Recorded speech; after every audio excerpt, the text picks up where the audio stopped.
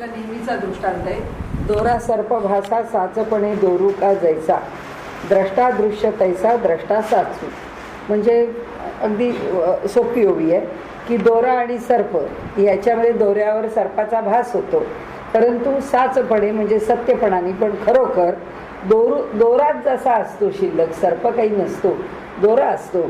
त्याचप्रमाणे द्रष्टा दृश्य तैसा द्रष्टा साचू. त्यामध्ये द्रष्टा आणि दृश्यामध्ये कशाला खरं म्हणावं तर द्रष्ट्याला खरं म्हणावं. आत्तापर्यंत त्यांनी सगळ्या बाजू मांडल्या ना, कधी द्रष्ट्याच्या बाजूने मांडलं, कधी दृश्याच्या बाजूने मांडलं. म्हणजे दृश्य आहे म्हणून द्रष्टा आहे म्हटलं, मग द्रष्टा आहे म्हणून दृश्य आहे म्हटलं.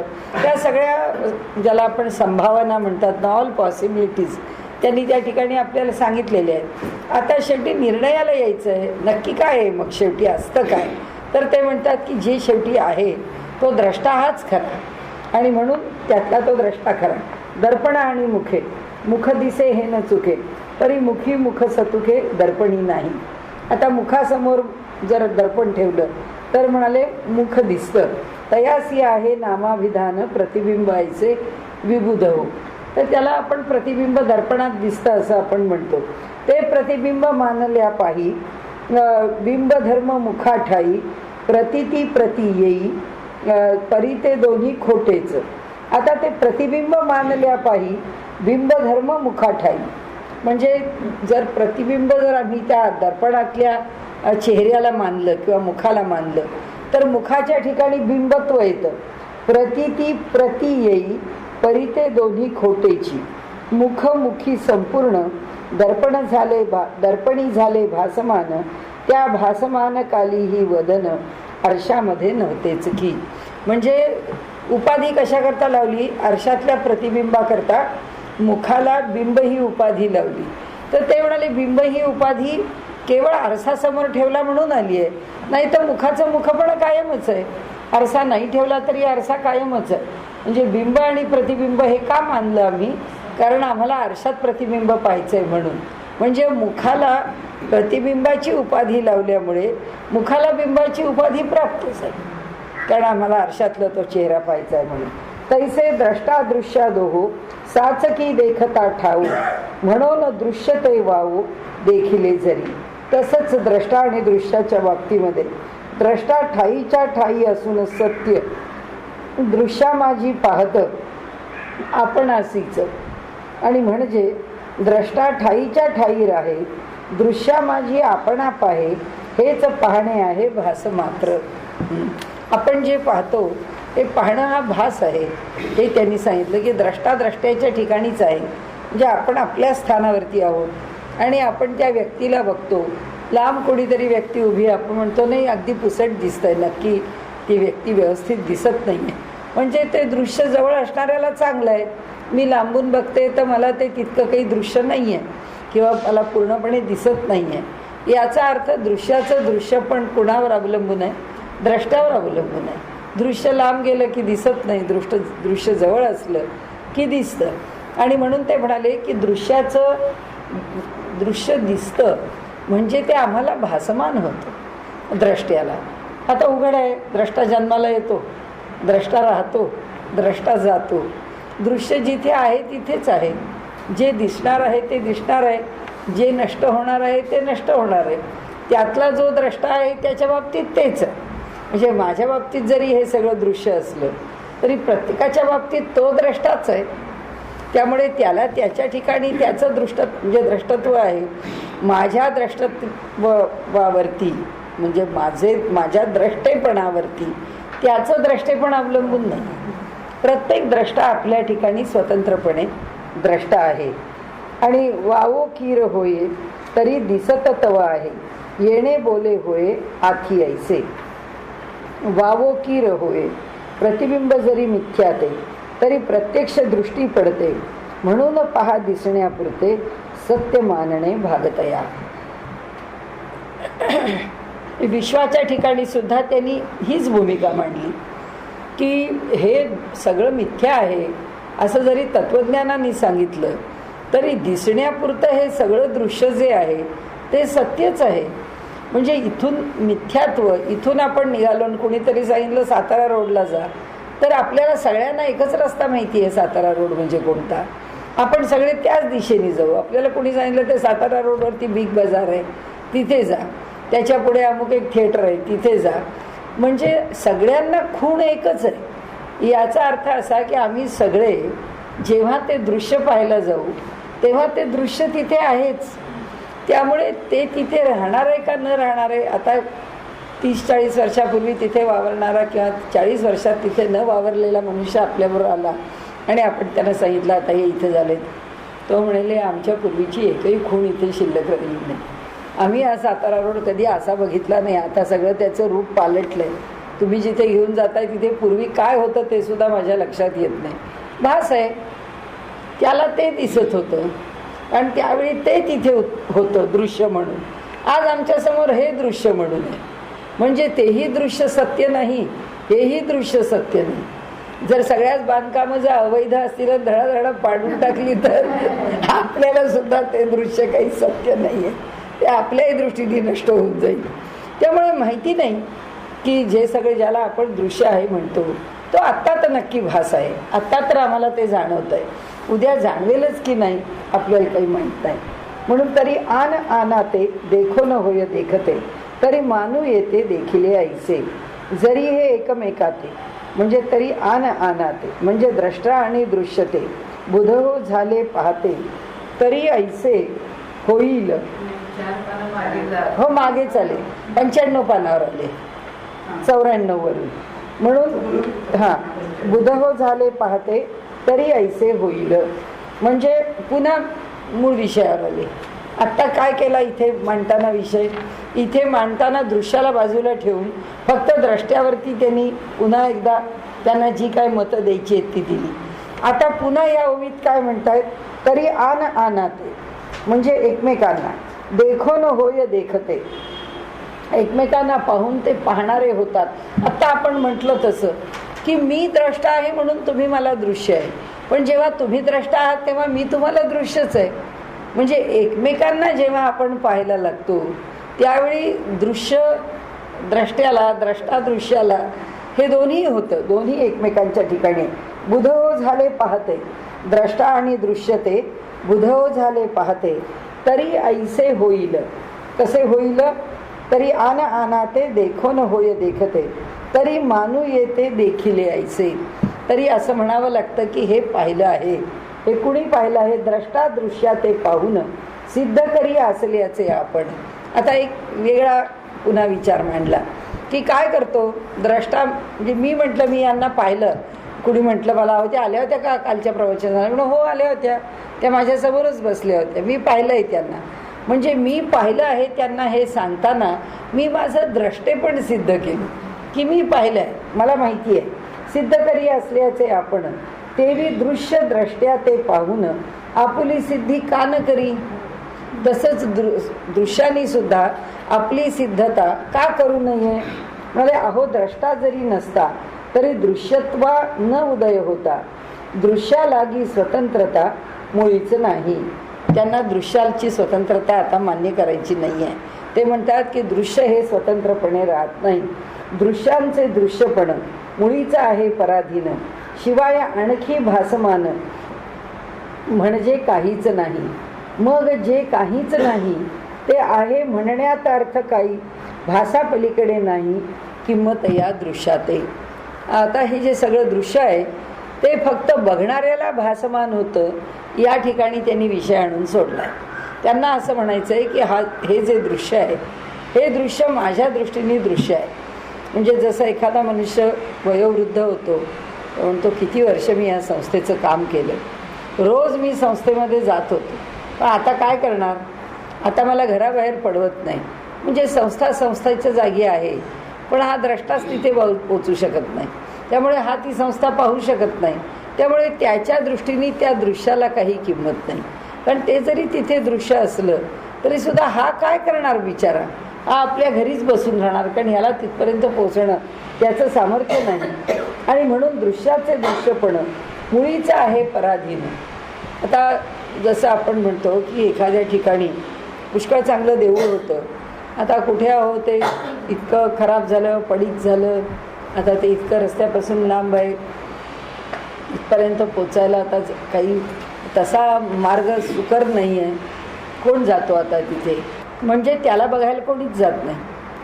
म्हणजे ते दृश्य म्हणजे आपल्याला सांगते मी की आम्ही अंबेजोगाईला गेलो तेव्हा अंबेजोगाईला काही लेणी आहे, तर ती बरीच गावाच्या बाहेर आहे. तर किती वर्षानुवर्ष ती लेणी उपेक्षित होती, कारण तिथून पुढे जायला तसा रस्ता नाही आहे. आणि म्हणजे तिथे बघायला जायला, आणि तिथे केलेला तर पूर्वी नव्हताच, आत्ता केला तरी बेताचाच आहे. जाताना आपल्याला ती थोडी भग्नावशेष अशी ते लेणी दिसतात. पण आता लेणी का पाहतो? कारण मुकुंदराजांनी ज्या ठिकाणी विवेक सिंधू लिहिला आणि त्यांनी जिथे समाधी घेतली तिथल्या जागेचा त्यांनी जीर्णोद्धार केला, म्हणून लोक आता मुकुंदराजांची समाधी बघायला जातात, म्हणून हे मधली लेणी दिसतात. नाही तर ही लेणी कोणी बघायला सुद्धा जात नाही, आणि अजून सुद्धा कोणी खाली उतरून ती बघतच नाही. रस्ता असा इकडून केलाय तर ती लेणी अशी पलीकडे खाली आहे, त्या लेण्यांपर्यंत जायला जागाच नाही. म्हणजे आपण जरी ते तिथे दृश्य पडलेलं आहे तरी त्याला दृश्यत्व आलंय कुठे? कारण कोणी द्रष्टा तिथे ते पाहिलाच जात नाही. आपण जसं म्हणतो आता हे स्थान असंच उपेक्षित राहिलंय. उपेक्षित याचा अर्थ तिथे दृश्य आहे पण द्रष्टा नाही, आणि म्हणून दृश्याला दृश्यपण हे द्रष्ट्यामुळेच येतं. हे यांना आता जे सिद्ध करायचं आहे ते पुन्हा इथे एक ओवी त्यांनी देऊन द्रष्टा आणि दृश्य या दोघांचं एकमेकांचं दळणवळण मांडून पुन्हा त्यांनी द्रष्ट्याचंच मोठेपण सिद्ध केलं. हां, मग जे काहीच नाही ते आहे म्हणण्यात अर्थ काही, भासा पलीकडे नाही किंमत या दृश्यात. त्यामुळे हे दृश्य म्हणजे भासच आहे, त्या पलीकडे त्याला किंमत नाही असं त्यांनी म्हटलं आहे. म्हणजे याचा अर्थ असा की आपल्या मराठीतली साधी म्हण आहे, मी मेलो आणि जग बुडलं. ही म्हण आहे भास, की आपल्या दृष्टीने या दृश्याला किंमत आपण आहो म्हणून आहे. म्हणजे द्रष्टा आहे म्हणून दृश्याला किंमत आहे, नाही तर काय किंमत आहे असं असा त्याचा थोडक्यात अर्थ झाला. येथे देखोनी का न देखोनी, ऐक्य का नाना होऊनी, तरी हे येणे वाचुनी देखणे असे. पाहो न पाहो येथ, एक असो वा दिसो अनंत, तरी एका वाचून सत्य सत्यत्व ते नाही कोणा. सुवर्णाचे आता ही नेहमीचंच विधान आहे.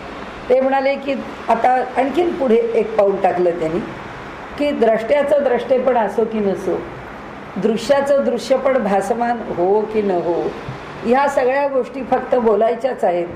ज्याला केवळ अस्तित्व शिल्लक राहतं तो एकटा एक परमात्माच आहे.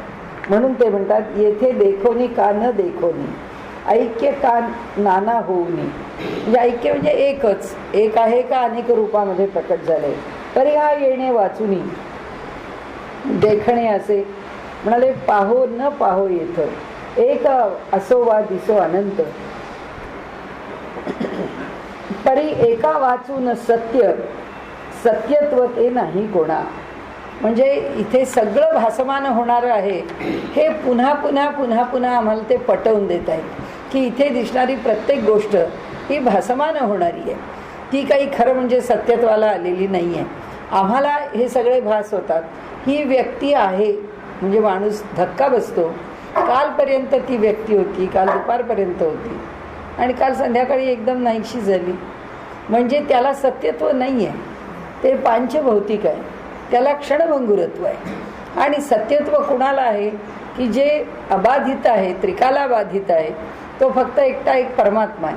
म्हणून ते म्हणाले हा सगळा खेळ आहे दृश्य आणि दर्शन द्रष्टा याचा. सुवर्णाचे अलंकार दिसले जरी अपार, तरी सुवर्णाच्या बाहेर काहीच नाही. म्हणजे फक्त मुळात सुवर्ण हे खरं, अलंकार काय खरे आहेत ते काही खरे नाही. सुवर्ण हा द्रष्टा येथ, अलंकार रूप दृश्य जगत, शोधू जाता नगाप्रत, सोनेचं सर्व ते ठाई. सगळ्या ठिकाणी फक्त सोनंच भरून राहिलेलं आहे, अन्य काही नाही. नग झाल्या स्थितीतही सोनेपणास उणे नाही, नगाची स्थिती भासमयी म्हणजे निरर्थक. कोणताही नग असला तरी तो केलेला आहे. कुणी माणूस लगेच म्हणतो काय मुलाची परीक्षेची फी अडते, आपल्या घरात पैसे नाही आहेत, ठीक आहे माझे दागिने घ्या, ते मोडून टाका, आपण त्याचे पैसे करू आणि ते पैसे भरू. म्हणजे त्याचं दागिने पण महत्त्वाचंच नाही आहे, म्हणजे मुलाच्या फी करता मी बांगड्या मोडल्या हे महत्त्वाचं नाही. ती बाई म्हणेल माझ्या हातात ते सोनं घालत होते, पण मोडलं किंवा विकलं ते सोनं विकलं, बांगडी नाही विकली. नाही तर हातात घालायच्या 4 काचेच्या पण बांगड्या आहेत, त्या कोण विकत घेते? त्या कोणीच घेणार नाही आमच्याकडून विकत. त्याच्याकरता सोन्याचीच पाहिजे. म्हणजे विकणार काय? आम्ही सोनं विकणार, त्याला आम्ही आमच्या तोंडाने बांगडी म्हणणार, एवढाच त्याचा अर्थ आहे. आणि म्हणून त्यांनी सांगितलं की त्याचं सुवर्णाचं सुवर्णपण. त्यामुळे सुवर्ण हा द्रष्टा आहे, द्रष्ट्याचं द्रष्टेपण संपत नाही. आता त्यांना विषय कसा न्यायचा आपण पाहूया. आरशाने हो का दाविले तरी मुखची मुखे देखिले, तो न दावी तरी संचले मुखची मुख. दर्पणे जरी दाविले तरी मुखानीच मुख पाहिले, दर्पणे दाविणे सोडले तरी मुख आहेच मुखाठाई. त्या दर्पणाच्या मागे लावलेला जो पारा म्हणा काय, आता सध्या वेगळं काही लावत असतील तर, पण जे काय सोल्युशन मागे लावलंय ते जर निघून गेलं तर त्याच्यामध्ये काही चेहरा दिसत नाही. आता त्या दर्पणात चेहरा दिसत नाही म्हणजे मुखच नाही का? नाही, मुखाला मुखपणा आहेच, ते त्याचं जागेवरच आहे, फक्त आपल्याला ते आरशात आत्ता दिसत नाहीये. आणि म्हणून आरशियाने हो का दाविले तरी मुखची मुखे देखिले. म्हणजे मुखाचं मुखपण म्हणजे द्रष्ट्याचं द्रष्टेपण हे दृश्यावर अवलंबून नाही, द्रष्ट्याचं द्रष्टेपण हे स्वतंत्र आहे. त्यांना पुन्हा एकदा सांगायचं आहे. म्हणाले ते दावण्याआधीच परिपूर्ण आहे मुखाच्या ठाई, वा दर्पणे दाविणे सोडिले म्हणून काय मुखपण गेले, ते आहेच की संचले मुखाठाई. ते मुखाच्या ठिकाणी मुखपण साठवलंय, ते आरशाच्या ठिकाणी नाही. दागिन्यातल्या बांगड्यांच्या ठिकाणी सोनेपण साठवलेलं नाही, सोन्याच्या ठिकाणी सोनेपण, सुवर्णाच्या ठिकाणी त्याला वरचा आकार आहे. मग ती अंगठी असेल नाही तर बांगडी असेल, पण तो जो काही आकार आहे तो सुवर्णाला आलेला आहे. सुवर्णाचं सुवर्णपण कायम आहे. आणि म्हणून त्यांनी दृष्टांत दिले. तैसे दाविते नाही तरी हाची येयाचा ठाई, ना दाविला तरीही हाची येया. म्हणजे त्याचप्रमाणे द्रष्ट्याने दृश्यास पाही, तेवी द्रष्ट्याने द्रष्टा दृश्यास पाही पाहिजे, तेवी द्रष्ट्याने दृश्यास पाही दाविले जरी नाही तरी द्रष्टा ठाईच्या ठाई कायम असे. म्हणाले जरी द्रष्ट्याने दृश्याला पाहिलं नाही तरी सुद्धा तो जो द्रष्टा आहे तो आपल्या ठिकाणी कायम आहे. म्हणजे आता आम्ही उत्तरकाशीला देवा दर 2-3 महिन्यांनी जात होते. आता मी उत्तरकाशीला जात नाही. त्या आप्पांच्या खोलीमध्ये जा, ती खोली साफसूफ करा, तिथे राहा, तिथे स्वयंपाक करा, तिथे अमुक करा, ह्या सगळा त्याच्याशी जो काही संपर्क होता तो संपर्क आता मी ठेवलेला नाही आहे. मी इथे आहे, दृश्याच्या ठिकाणी आहे, द्रष्ट्याच्या ठिकाणी. म्हणजे द्रष्ट्याचा काही त्याच्याशी संपर्क नाही, द्रष्ट्याला काही फरक पडत नाही. द्रष्टा आहे तिथे आहे, दृश्य सुद्धा आहे तिथे आहे, पाहणारा त्याला दुसरा द्रष्टा आहे ना. म्हणून या एका द्रष्ट्यावर ते अवलंबून नाहीये.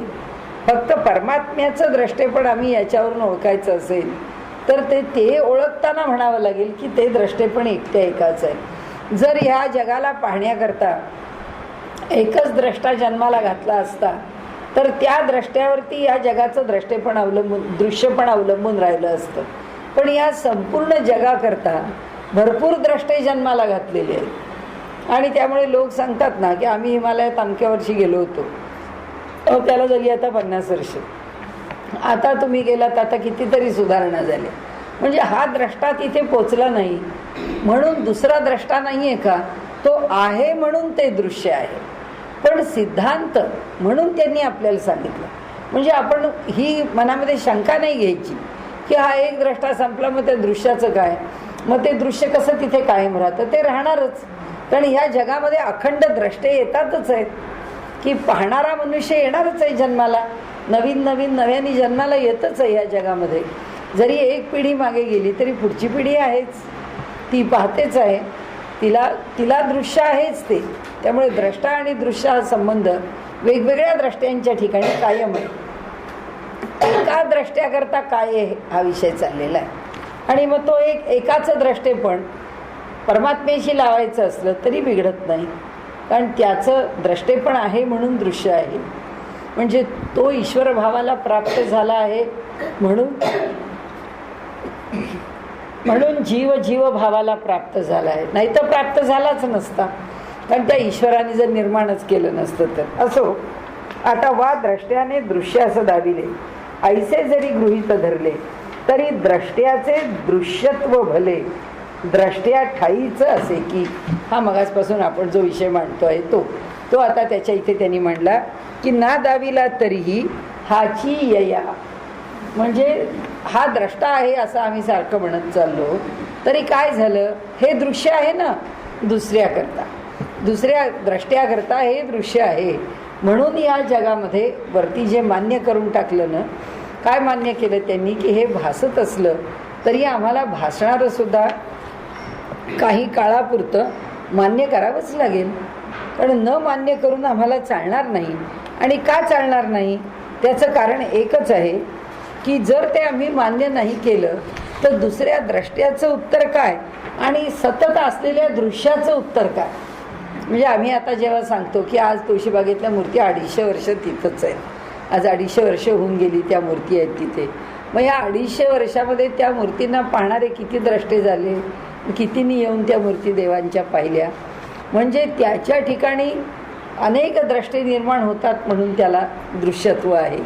तर आत्ता इथे ते म्हणतात की अहो ज्याला तुम्ही दृश्य म्हणता त्या दृश्यामध्ये पण द्रष्टे आहेतच ना, की मला जर हा सगळा वर्ग जर दृश्य आहे तर या वर्गातल्या प्रत्येक व्यक्तीलाच हा वर्ग दृश्य आहे, म्हणजे तिच्या दृष्टीने ती सोडून बाकी सगळं दृश्य आहे, म्हणजे ती द्रष्टा आहे आणि बाकी सगळं दृश्य आहे, हे असं असणारच. म्हणून ते सांगतात म्हणजे आत्म्याची या वाचून दुसरी वस्तूच नाही आन, द्रष्टा दृश्य स्फुरण. नाही चुकलं माझी ओळ पान पुढे आलं, चुकलं. हां, इथे या वा द्रष्ट्याने द्रष्ट्या असं दाविले, ऐसे जरी गृहीत धरिले तरी द्रष्ट्याचे दृश्यत्व भले, द्रष्ट्या ठाईचं असे की. द्रष्ट्याचं दृष्टत्व म्हणजे दृश्यत्व म्हणजे आपणच दृश्य बनणं हे आपल्याच ठिकाणी आहे. पुन्हा कोणतं उदाहरण घ्यायचं, आरसा, की मुखाच्या ठिकाणी तसंच आहे, पण मुखाला जर पाहायचं आहे म्हणजे आता मुखाला दृश्य केलं, पण या मुखाला दृश्य केल्यानंतर माझं मला पाहायचं आहे, म्हणून मला एका उपाधीची गरज आहे. आणि म्हणून मी उपाधी कशाची घेतली, आरशाची. आणि म्हणून मी मला बिंब केलं आणि त्या आरशात प्रतिबिंब पाहिलं.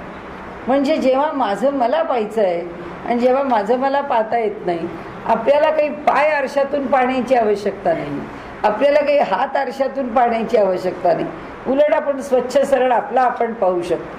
पण मुख आपलं आपण पाहू शकत नाही. जे आपलं आपल्याला पाहू शकत नाही म्हणजे आता हे पुन्हा तत्वज्ञानाच्या भाषेत बोलायचं तर हा जो परमात्मा आहे तो त्याला पाहतो, त्याला कुठल्या उपाधीची आवश्यकता नाही, पण त्याला आनंद आहे आपल्या ठिकाणी त्याला पाहण्यामध्ये. तो रमतो, तो त्याच्या ठिकाणी ही सगळी सृष्टी निर्माण करून या सृष्टीला पाहत, आणि ही सृष्टी जेव्हा त्याला पाहते तेव्हा यातला कोणीतरी द्रष्टा झाला की त्याला आनंद आहे. त्यांनी हे दृश्य निर्माण केलंय, पण हे आपण दृश्य आहोत. पण जर आपण त्याला जाणणारे झालो, आपण द्रष्टेच झालो. अनुभव जो आहे तो जर अनुभव आपल्याला आला, अनुभव कशाचा आला, अनुभव आम्हाला परमात्मा तत्व कसं आहे याचा अनुभव जर आला तर आम्ही त्याला पाहिलं, आणि आम्ही त्याला पाहिलं की तो आम्हाला दृश्य झाला आणि आम्ही त्याला द्रष्टे झालो. आता त्याच्या ठिकाणी आम्ही त्याला जेव्हा पाहतो तेव्हा आता तो कायमच द्रष्टा आहे आणि आम्ही द्रष्टा झालो, म्हणून हे दोन द्रष्टे एक झाले. हां, म्हणून तो अद्वैताचा अनुभव आहे की हे जे दृश्य आहे त्यांनी निर्माण केलेलं, किंवा हा जो जीव आहे त्या ब्रह्माने निर्माण केलेल्या त्या जीवाचं आता जीव पण नाही शिल्लक राहिलं. आता त्या जीवाचं काय शिल्लक राहिलं तर आता त्या जीवाच्या ठिकाणी त्याचं द्रष्टेपण किंवा ब्रह्मपण त्याच्या ठिकाणी प्राप्त झाल्यामुळे त्या ब्रह्मापासून तो अलग राहू शकत नाही. का राहू शकत नाही, त्याचं कारण असं की तो परमात्मा या स्वरूपामध्ये एकमेवा द्वितीय. म्हणजे तुकाराम महाराज एक वेगळे परमात्मा झालेत आणि परब्रह्म हा एक वेगळा परमात्मा आहे असं होत नाही. तुकाराम महाराज त्या परमात्मा भावाला जेव्हा प्राप्त झाले तेव्हा परमात्मा आणि तुकारामांच्या ठिकाणचं चैतन्य हे अभिन्न आहे. मग भक्त असे का राहतात? त्यांना त्याच्यात आनंद आहे म्हणून राहतात. ते कोणत्या रूपाने राहतात? ते दृश्य रूपानेच राहतात. कोणत्या? महाकारण देहामध्ये. देह जरी महाकारण असला तरी सुद्धा ईश्वराने निर्माण केलेलं जे वेगळं जीवस्वरूप आहे किंवा भक्तिकर्ता म्हणून स्वीकारलेलं जे वेगळेपण आहे ते वेगळेपण त्यांनी कायम ठेवलं आहे. कारण त्यांना परमात्म्याला भेटायचं आहे, परमात्म्याला बघायचं आहे, परमात्म्याशी क्रीडा करायची आहे, त्याच्याबरोबर आनंद लुटायचा आहे, त्याच्या भक्तीचा आनंद लुटायचा आहे. म्हणून ते म्हणतात त्याच्याशी एकरूप नाही व्हायचं. त्याच्याशी एकरूप केव्हा तरी व्हावंच लागेल. जेव्हा व्हावं लागेल तेव्हा बघू. पण जोपर्यंत आम्हाला आनंद मिळतो आहे वेगळेपणात तोपर्यंत आम्ही तो मिळवणार.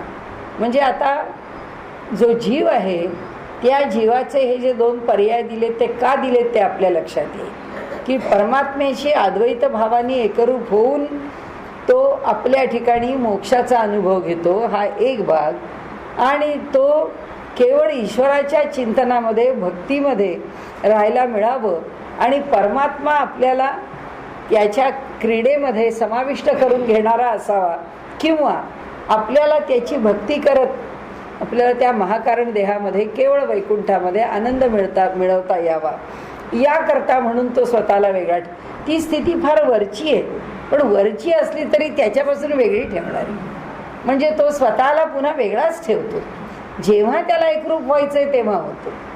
म्हणून तुकाराम महाराज पण म्हणतात की त्याच्याबरोबर एकरूप व्हायला अद्वैती तो नाही आम्हा समाधान.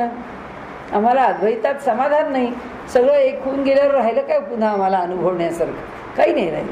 त्यामुळे अनुभवण्याकरता आम्हाला भक्ती पाहिजे आणि भक्ती पाहिजे म्हणून थोडं वेगळेपण पाहिजे. म्हणजे आता इथे हे द्रष्टा आणि दृश्य हे प्रत्येकाच्या ठिकाणी आहे. म्हणजे मी माझ्या ठिकाणी द्रष्टा पण आहे, माझ्या ठिकाणी मी दृश्य पण आहे. तुकाराम महाराज त्यांच्या ठिकाणी त्या स्थितीत सुद्धा द्रष्टे पण आहेत आणि ते दृश्य पण आहेत. दृश्य पण त्यांनी कायम ठेवलं आहे म्हणून ते दृश्य आहेत. आणि परमात्मा जसा द्रष्टा आहे तसेच ते द्रष्टे आहे. म्हणजे त्या वैकुंठ लोकामध्ये तो परमात्मा ज्या पातळीवर आहे त्याच पातळीवर तुकाराम महाराज आहेत. त्यांची पातळी काही खाली नाही आहे. पण ते म्हणाले मला त्याच्याशी एकरूप होऊन त्याच्या पातळीवर जायचंच नाही आहे. मला त्याचा भक्त होऊनच त्या पातळीवर राहायचं आहे. म्हणजे माझ्यातलं कमी काय आहे? या आपण म्हणतो ना की 19-20 आहे की त्याच्याशी अद्वैत भावाने एकरूप होऊन जाणं आणि आपलं अस्तित्व शिल्लक न ठेवणं हे 20 आहे. हा पौर्णिमेचा चंद्र आहे आणि 19 हा चतुर्दशीचा चंद्र आहे. त्या दोघांच्या चांदण्यात फारसा फरक नाही. पण त्याच्यामध्ये दोष कोणता? की तुकाराम महाराजांच्याकडे दृश्यत्व आहे, हा एक दोष. तुकाराम महाराजांच्याकडे द्रष्टेपण आलेलं आहे, म्हणजे ते पाहण्याचा अधिकार आलेला आहे. जो द्रष्टेपणा परमात्म्याच्या ठिकाणी आहे. परमात्मा द्रष्टा आहे, हेही द्रष्टे आहेत. पण परमात्म्याचा जो पूर्ण भाव आहे तो या द्रष्ट्याला मिळाला नाही, कारण तो चतुर्दशीचा द्रष्टा आहे आणि हा पौर्णिमेचा द्रष्टा आहे. एवढा फरक आहे की हा पौर्णिमा पाहतो आहे आणि हा चतुर्दशी पाहतो आहे. त्यामुळे एक कला कमी आहे, तरी ती स्वीकारली आहे. आणि ती कला कशात कमी आहे? ती कला तो फक्त द्रष्टा नाही राहिला, दृश्यासहित द्रष्टा आहे. म्हणून आम्ही दृश्यासहित द्रष्टा आहोत. म्हणून त्यांनी इथे म्हटलं की जागृती दाविला का निदा हरविला परी जैसा एकला पुरुष पुरुषी. म्हणाले पुरुषाला जागृतीने दाखविले वा निद्रेने लपविले तरी पुरुषाचे न झाले स्थित्यंतर येतुले. म्हणजे या ठिकाणी राहणारं जे चैतन्य आहे, जीवचैतन्य, या जीवचैतन्याला जागृती दाखवली याचा अर्थ या देहाच्या आश्रयाने तो पुरुष राहतो आणि तो राहणारा जो पुरुष आहे त्याला ह्या देहाच्या आश्रयाने अवस्था किती? 3, जागृती, स्वप्न आणि सुषुप्ती. आता त्या पुरुषाला जर जागृती दाखवली तर तो पुरुष काही वेगळा होतो का म्हणाले का? किंवा त्या पुरुषाला स्वप्न दाखवलं म्हणून काही तो पुरुष वेगळा होतो का? नाही. तो कोणत्याही रूपाने जरी प्रकट झाला, म्हणजे आता तो स्वप्न या स्थितीमध्ये आहे, आता तो जागृती या स्थितीमध्ये आहे, आता तो सुषुप्ती या स्थितीमध्ये, पण तो पुरुष पुरुषच आहे. त्या पुरुषात भेद नाही. तसं सांगता येते. जागृती दाविली का निदा हरविला परी जैसा एकला पुरुष पुरुषी, पुरुषास जागृतीने दाविले, म्हणजे जागृती या स्थितीने आम्हाला तो पुरुष प्रकट झाला. म्हणजे या देहाला जागृत अवस्थेत आणून तो पुरुष कार्यकारी झाला. नंतर वा निद्रेने लपविले, किंवा आम्हाला झोप लागली, झोप लागल्याबरोबर जो आतला पुरुष आहे तो पुरुष आम्हाला जाणवत नाही, किंवा त्या पुरुषाला दृश्य जगत दिसत नाही. तो आता स्वप्नात असल्यामुळे एक तर स्वप्नाचं जगत बघतो, किंवा गाढ झोपेत असला तर तो गाढ झोपेमध्ये दुसरा कोणताच अनुभव घेत नाही. आणि म्हणून तरी पुरुषाचे न झाले स्थित्यंतर येतुलेही, तो पुरुष कुठे जातो का निघून जात नाही म्हणाले. या देहामध्ये असलेला हा जो पुरुष आहे तो याच देहाच्या आश्रयाने राहतो. याला सोडून म्हणजे आज या देहामध्ये अमुक एक चैतन्य होतं, उद्या दुसरं चैतन्य येऊन बसला असं होत नाही. म्हणजे तो आपलं नाव आडनाव वेगळंच सांगायला लागला की देह तर आहे पण नाव आडनाव वेगळं आहे असं म्हणाले होत नाही. कारण तो पुरुष त्या देहाला सोडून कुठे जात नाही. तो आहे ठाईच्या ठाई, त्यात फरक होणेच नाही. तेवी दृश्य द्रष्ट्याची नवलाई विबुध हो. तसंच म्हणाले हे दृश्य आणि द्रष्टा. आणि त्यामुळे ना सातत्याने एक गोष्ट आपल्याला लक्षात ठेवायची की हे सगळं तत्वज्ञान आपण कितीही वाचत राहिलो तरी सुद्धा आपल्याला या तत्वज्ञानामध्ये आता एक गोष्ट नक्की आहे की सगळा विषय जोपर्यंत अनुभवाला येत आहे तोपर्यंतचाच आहे.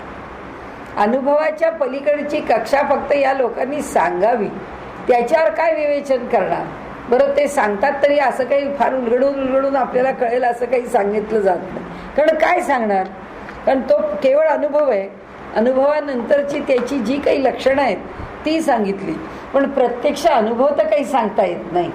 आणि त्यामुळे कुठेही शेवटपर्यंत म्हणून तर हे सगळे द्वैती आहेत ना किंवा सगळे भक्तिमार्गी आहेत ना, ते म्हणतात कशाला शंकराचार्यांना हा अट्टहास सांगितला आहे अद्वैत सांगण्याचा. त्यांना म्हणून मान्यच नाही आहे अद्वैत. ते म्हणतात तुम्ही केव्हाच अद्वैत अनुभवत नाही, कारण जोपर्यंत अनुभवाची कक्षा आहे तोपर्यंत द्वैत शिल्लकच आहे. मग कशा करता अद्वैत पाहिजे जे इथे नाहीच, अशी स्थिती कशा करता पाहिजे. म्हणून या बाकीच्या आचार्यांनी विशिष्ट अद्वैत स्वीकारले, म्हणजे त्यांनी द्वैताला जागा दिली आहे. आणि मध्वाचार्यांनी तर फक्त द्वैतालाच जागा दिली आहे, कारण ते म्हणतात थेट शेवटपर्यंत द्वैत आहे. खोटं नाहीच आहे, दोन्ही खोटं नाही आहे. अद्वैत ही स्थिती पण खोटी नाही, द्वैत म्हणून त्या बाजूने विचार केला तरी स्थिती खोटी नाही. कारण अनुभव अद्वैतातच आहे, अनुभवाच्या ठिकाणी अद्वैतच आहे. त्या ठिकाणी आत्मतत्व आणि जीवतत्व असं वेगळं धरून उभंच राहू शकत नाही.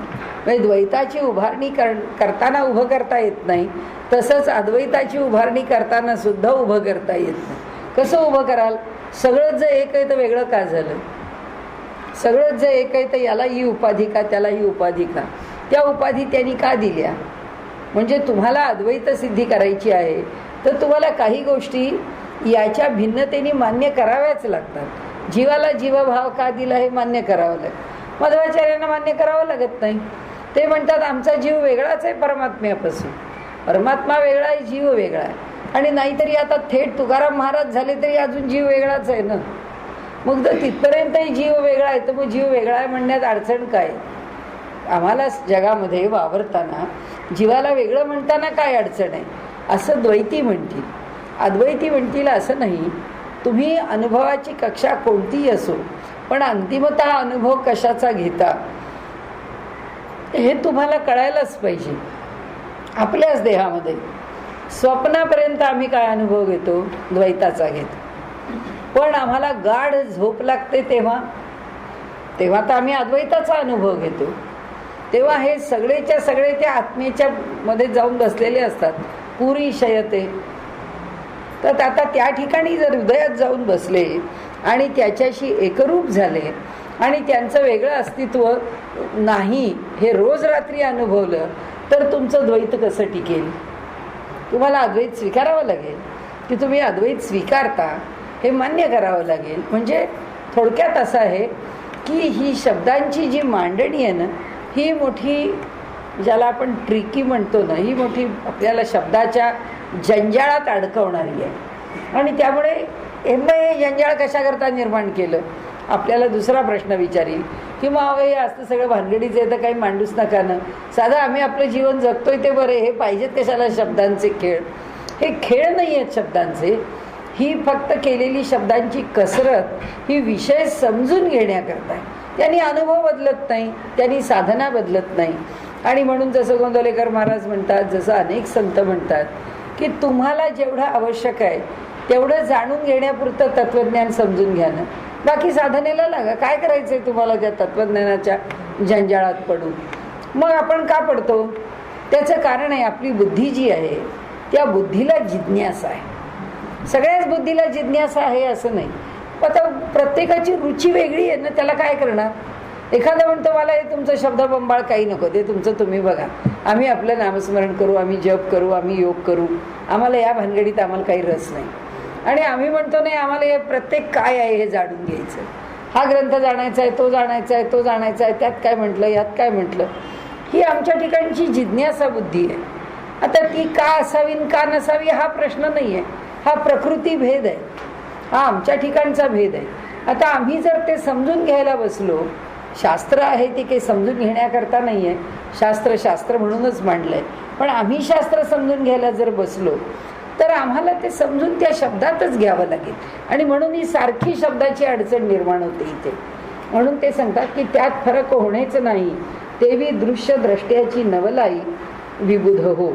म्हणाले तो आहे ठाईच्या ठाई, त्यात फरक होणेच नाही. हा द्रष्टा जो आहे तो जिथे आहे तिथेच आहे, त्याच्यात काही फरक व्हायचा नाही. त्याचप्रमाणे दृश्य द्रष्ट्याची नवलाई विबुध हो. द्रष्टा जसा आहे तसा आहे, पण पाहण्याला तो वेगळा आहे. आता त्यांनी मला दृश्य केलं की यांच्या दृष्टिकोनातून मी वेगळी आहे, यांच्या दृष्टिकोन, प्रत्येकाच्या मनात एक व्यक्ती पाहिल्याबरोबर काय भाव वेगवेगळे विचार उत्पन्न होतात. म्हणजे ही नवलाई आहे की एकाच द्रष्ट्याच्या ठिकाणी हजार दृश्य निर्माण होतात. आणि माणूस म्हणतो ठीक आहे, तुम्हाला त्यांचा अनुभव बरा असेल, पण आम्हाला काही तसा नाही आहे. मग आता काय करणार? कारण शेवटी तोही जो द्रष्टा आहे, तो जसा दृश्य आहे तसा द्रष्टा म्हणून तो व्यवहार करताना, जगाकडे पाहताना त्याची पण बुद्धी काहीतरी चालतेच आहे. त्यामुळे तो त्याच्या बुद्धीने काहीतरी व्यवहार करतो. सगळ्या वेळी सारखाच व्यवहार त्याच्याकडून होतो असं पण नाही आहे. आणि म्हणून त्यांनी इथे म्हटलंय का राया ते तू राहो, ऐसा दावी जे प्रत्ययो तरी ठाये ठावो राजाची असे. म्हणाले राजास राजा म्हणितले, का राया ते तू राहो, ऐसा दावी जे प्रत्ययो, म्हणजे त्याला तू राजा आहेस, इतो इतो महाराजा असं म्हणून त्यांना बोलावलं. तर असं काही त्यांना स्मरण द्यावं लागतं का की अहो तुम्ही महाराज आहात, इकडे या, इकडे या, इकडे या.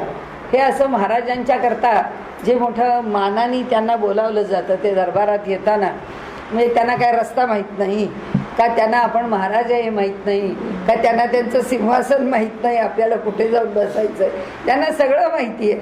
पण तरीसुद्धा तो हुजऱ्या सांगतो इतो इतो महाराजा, इतो इतो महाराजा असं करून त्यांना त्या रस्त्यावरून नेतो, त्या सिंहासनापाशी नेतो, त्यांना आसनस्थ व्हा म्हणतो, त्यांना प्रत्येक वेळी मान देतो.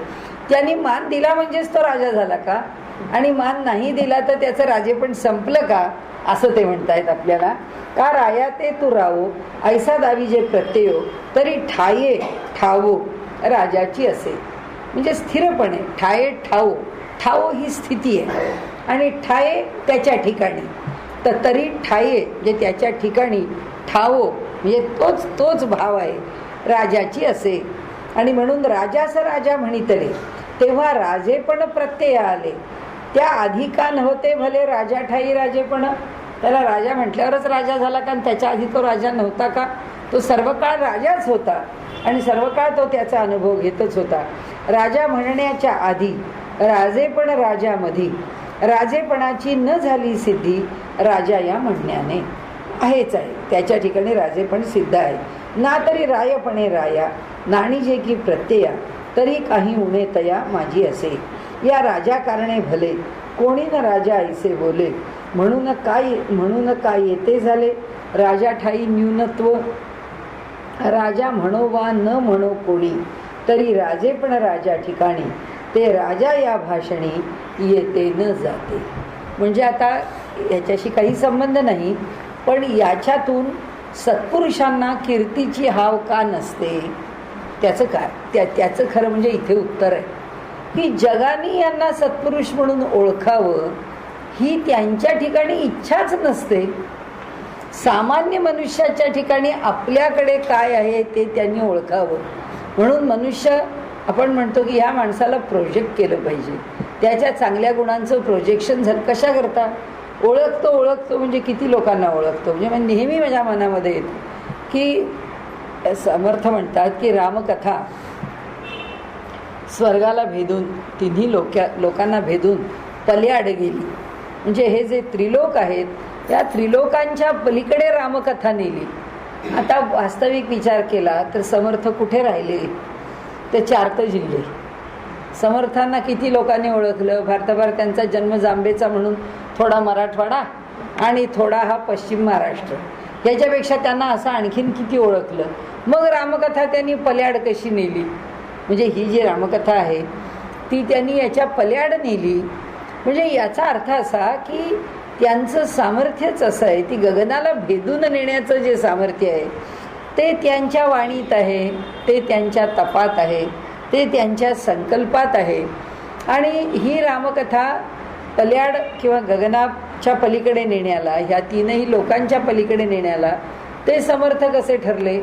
कारण त्यांचं मोठेपण समर्थ ठरलं.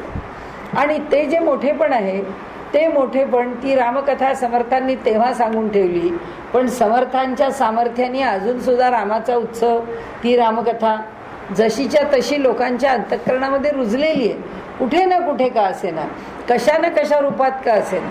मुलांना कळावी म्हणून कार्टूनमध्ये येईल, मोठ्यांना आवडावी म्हणून आपल्यासारख्या लोकांना आवडतील अशा प्रकारचे एपिसोड्स येतील की जे दृकश्राव्य माध्यम आहे. पण कथा टिकेल.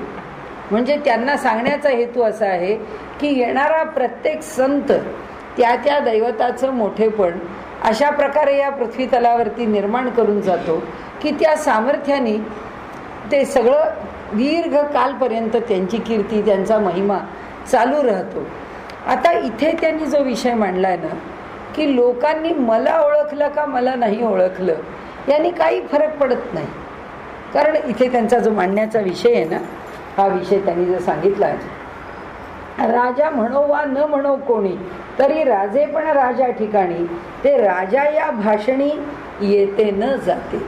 म्हणजे यांना संत म्हटलं की हे संत होतील आणि यांना कुणीतरी वाईट आहे असं म्हटलं तर हे वाईट होतील. म्हणजे ज्ञानदेवांना इतकी नावं ठेवली, तुकाराम महाराजांना इतका त्रास दिला, काय त्यांना फरक पडला आणि काय त्यांच्यात फरक पडणार आहे? त्यामुळे लोकांनी आम्हाला विचारलं की नाही याविषयी ते बेफिकीरच आहे. कारण कोण लोक, आणि म्हणून आपली जी लक्षणं आहेत ना संतांना ओळखण्याची किंवा मोठ्यांना जाणण्याची, की ज्याची लोकेशणा गेलेली आहे, ज्याची पुत्रेषणा गेलेली आहे आणि ज्याच्या ठिकाणी धनेषणा गेलेली आहे. म्हणजे आता कसं होतं की आपण बोलायला लागलो की आपण वाचाळ ठरतो की बोलणारा मनुष्य बाबा फार बोलतो, निंदा करतो, पण महंत आहे आणि त्याला पैशाची हाव आहे, कसं शक्य? एक तर त्याला महंत तरी म्हणा, नाही तर एक तर त्याला व्यावहारिक प्रापंचिक तरी म्हणा. कारण महंताच्या ठिकाणी पैसा पाहिजे हा मोह आहे, म्हणजे तो महंत नव्हे. संतांना हे काही लागत नाही, त्यांना लोकेशणा लागत नाही. कुठे कोणत्या खेड्यामध्ये संत आपले आपले स्थान त्यांनी निर्माण केलेलं आहे. त्या कुठलेही संत घ्या, तुम्ही गोंदवलेकर महाराज घ्या, स्वामी स्वरूपानंद घ्या, शिर्डीचे साईबाबा घ्या, ते त्यांचे जे येळेगावचे तुकाई महाराज घ्या, तुकाराम महाराज देहूचे घ्या, कोणीही घ्या, कुठलेही संत घ्या. कुठे खेड्या पाड्यामध्ये संत, आणि ह्याच्यापेक्षा असे कितीतरी संत आहेत की जे आपल्या आपल्या मंगळवेड्याला संत झाले, कुठे आणखीन छोट्या आरणभेंडीला संत झाले.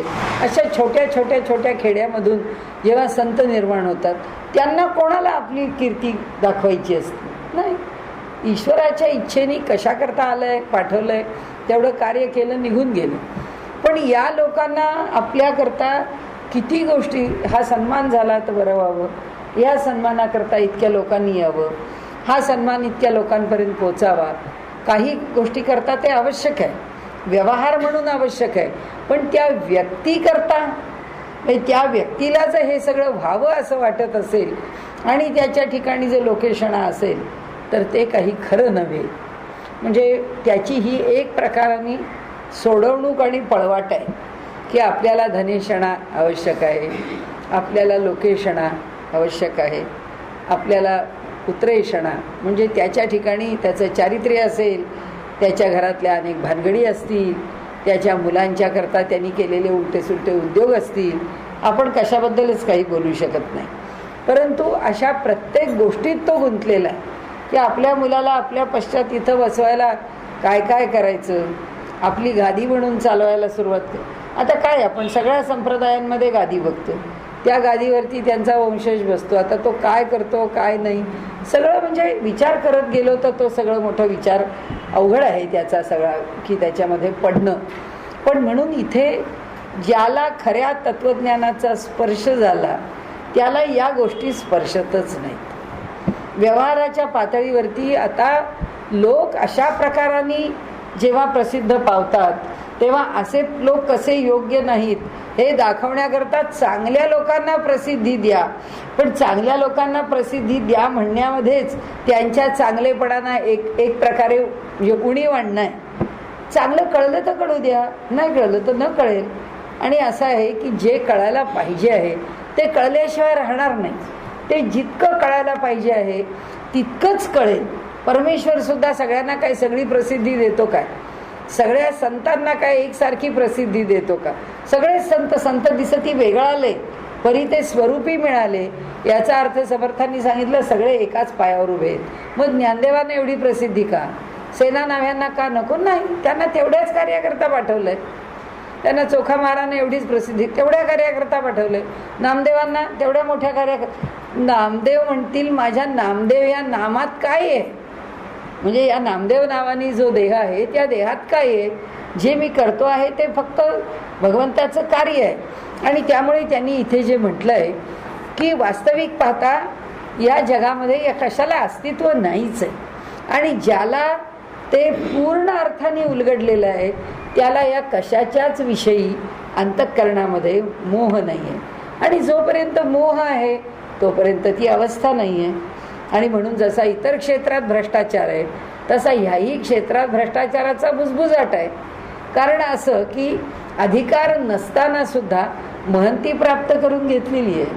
हे महंत पण अधिकार नसताना प्राप्त झालेलं आहे. आता ते स्वीकारलेलं आहे समाजाने. समाजाला काय करणार हा कसा आहे, किंवा समाज त्याच्या काही स्वार्थाने त्याच्याजवळ जाणार. त्यामुळे जी ओळख आहे ती ओळख वेगळी आहे. म्हणून ते म्हणतात राजा म्हणण्याच्या आधी नाही खालचं, राजा म्हणो वा न म्हणो कोणी तरी राजे पण राजा ठिकाणी ते राजा या भाषणी येते न जाते.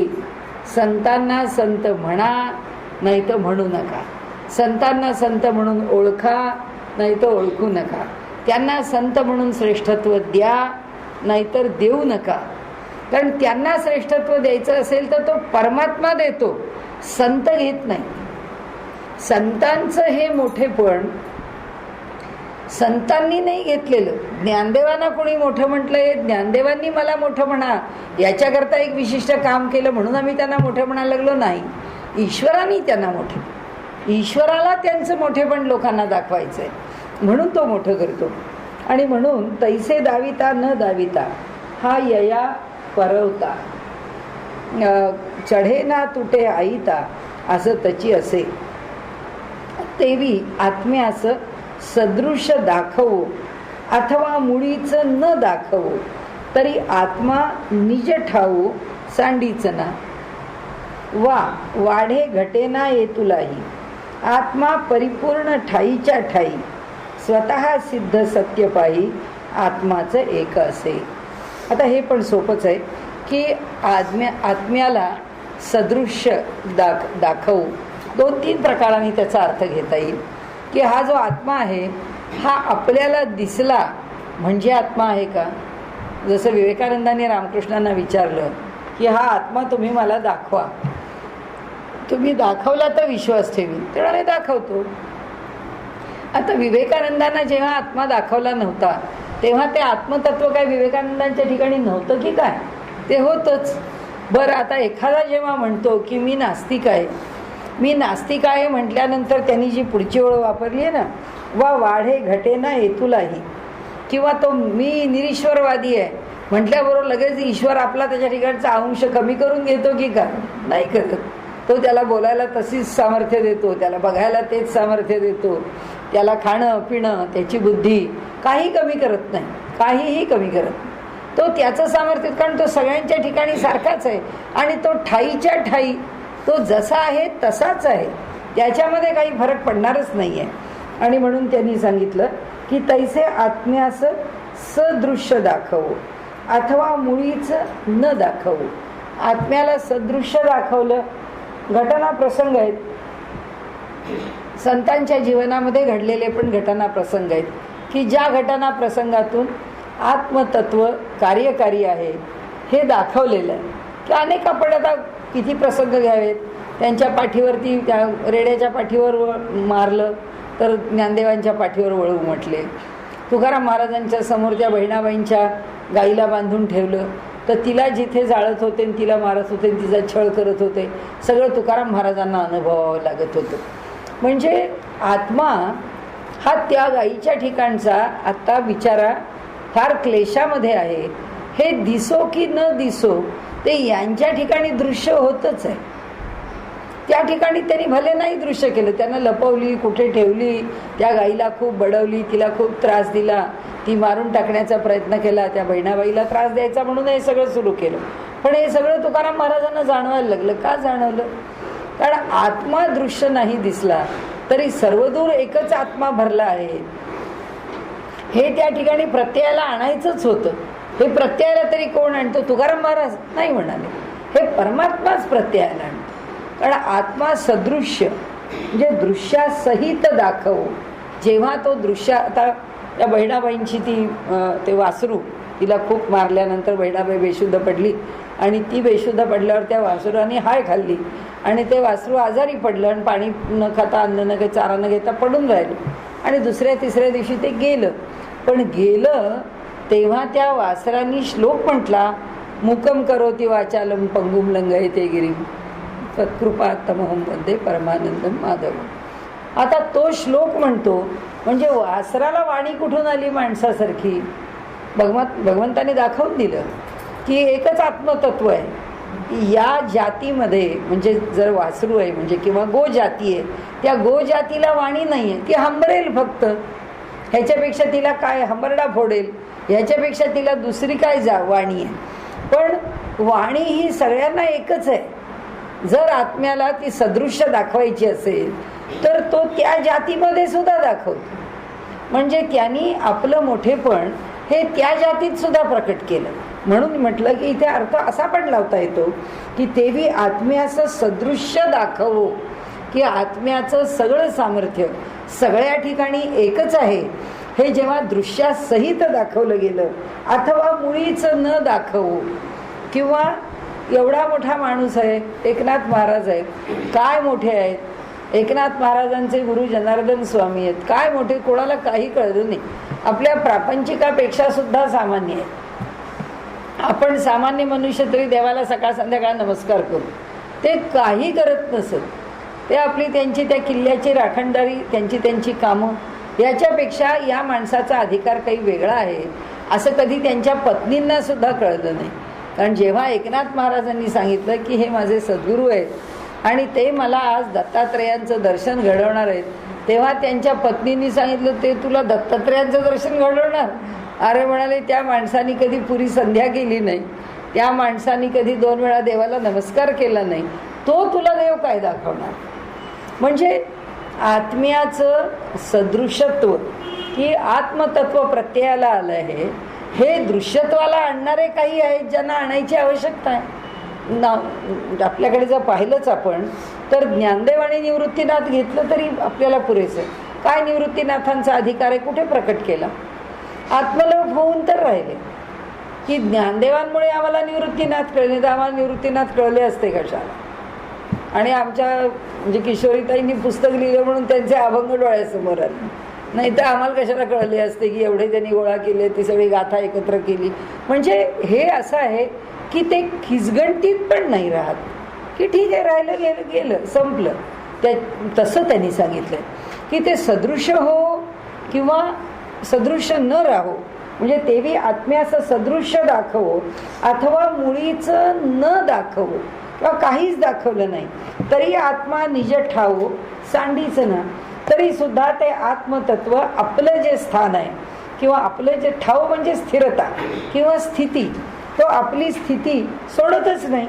आत्मा परिपूर्ण ठाईच्या ठाई, आत्मा जिथे आहे जसा आहे तसा तो परिपूर्णच आहे.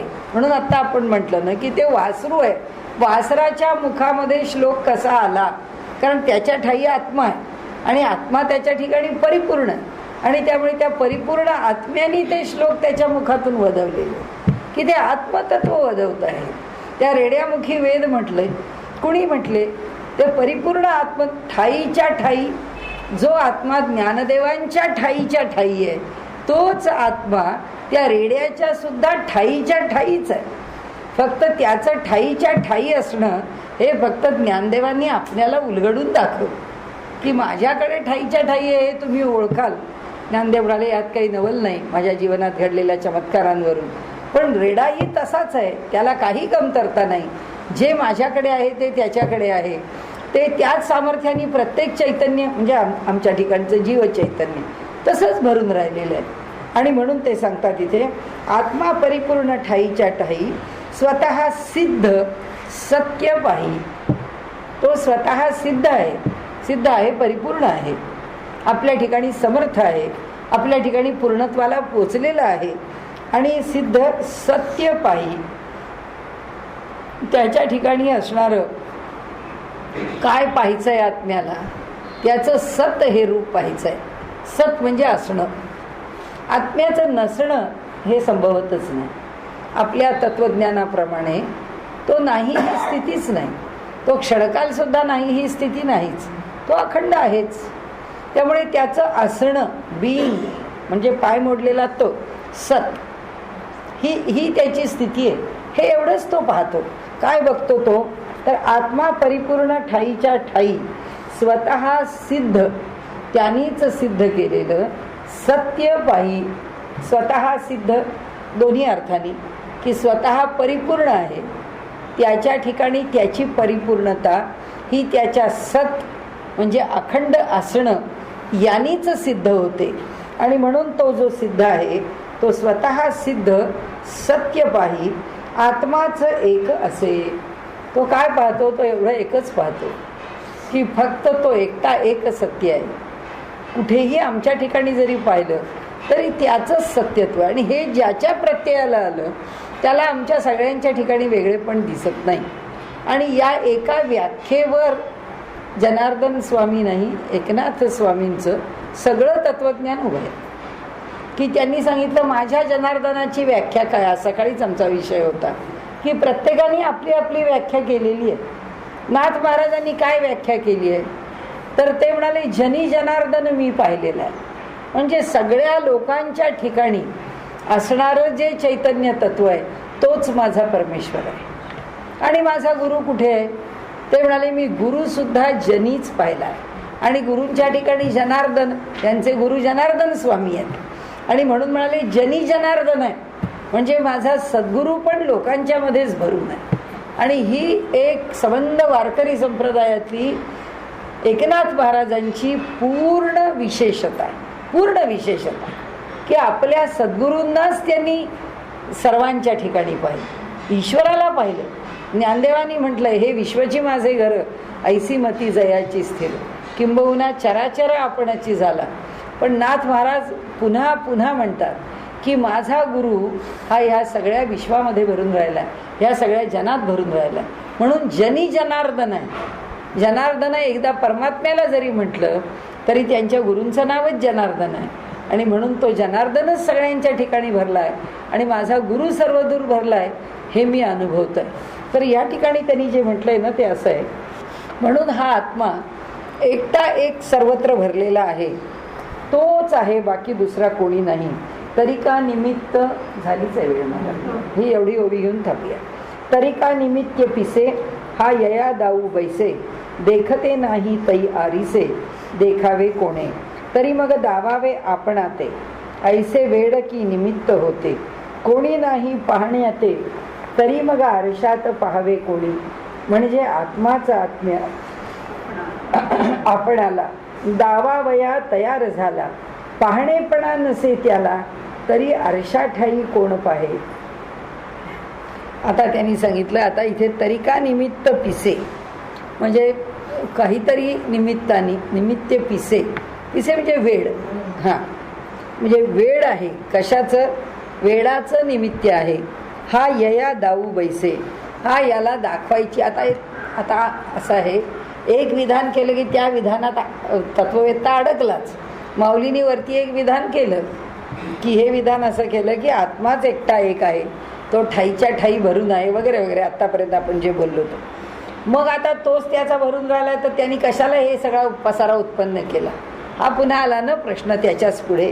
तर म्हणाले, तरी मग दावावे आपण आते, ऐसे वेड की निमित्त होते, कोणी नाही पाहण्याते, तरी मग आरशात पाहावे कोणी. हे एक विधान झालं. आपण आता फार वाढवायला नको, पुढच्या वेळी जास्त स्पष्टीकरण घेऊ. आपण आपल्याला आरशात पाहायला, आपल्याला कोणी पाहत नाही, पण आपल्याला आपल्याला पाहावंसं वाटतंय म्हणून आपण आपल्याला आरशात पाहिलं. हे एक विधान झालं. ह्याच्या आधीचं एक विधान आहे, तरी मग दावावे आपण आते. हे सगळं वर तत्वज्ञान जर आम्हाला कळलं आहे की त्याचा तो एकटा एक आहे, मग तरीसुद्धा आपल्याला दाखवावं हे कशा करता आपण आते. ऐसे वेड की निमित्त होते. म्हणाले आता काय येते, तरी का निमित्त पिसे, म्हणजे पिसे म्हणजे वेळ आणि निमित्त म्हणजे कारण. काय कारण आहे की आपण आपल्याला दाखवावं, किंवा असा काय वेडेपणा म्हणजे काय, हे आपल्या ठिकाणी अज्ञान उत्पन्न झालं आपल्या, म्हणजे परमेश्वराच्या. असा प्रश्न येतो की कशा करता दोन संभावना निर्माण झाल्या, दोन शक्यता निर्माण झाल्या. एक काय निमित्तानी, म्हणजे काय कारणानी, आणि दुसरं केवळ वेळानी, म्हणजे केवळ पिसे लागले असं म्हणून ते केलं. तर आता म्हणजे आत्माच आपणाला दावावया तयार झाला. म्हणजे आता कुणाला दावावया तयार झाला, तेव्हा काहीच नाही, तेव्हा आत्म्याला असं वाटलं की मला कुणाला तरी दाखवावं. मग आता हे काय निमित्त म्हणून दाखवावं असं वाटलं का, त्या आत्म्यालाच जरा पिसं लागलं म्हणून त्याला ते दाखवावं असं वाटलं. असं म्हणून पाहणेपणा नसे त्याला, तरी आरशाठाई कोण पाहे. त्याला जर पाहणेपणच नाही, म्हणजे त्याला दृश्यपणच नाही, त्याला द्रष्टेपणच नाही, हां, तर मग त्यालाच जर द्रष्टेपण नाही, तर ती पाहणारा कोण आता उत्पन्न करायचा, तोच द्रष्टा नाही. म्हणून पाहणेपणा नसे त्याला, तरी आरशाठाई कोण पाहे. तो जर द्रष्टाच नाही तर तो आरशात काय पाहणार आहे, असा एक प्रश्न इथे उद्भवला आहे. आपण पुढच्या वेळी बघू, तो जोडूनच पुढचा विषय.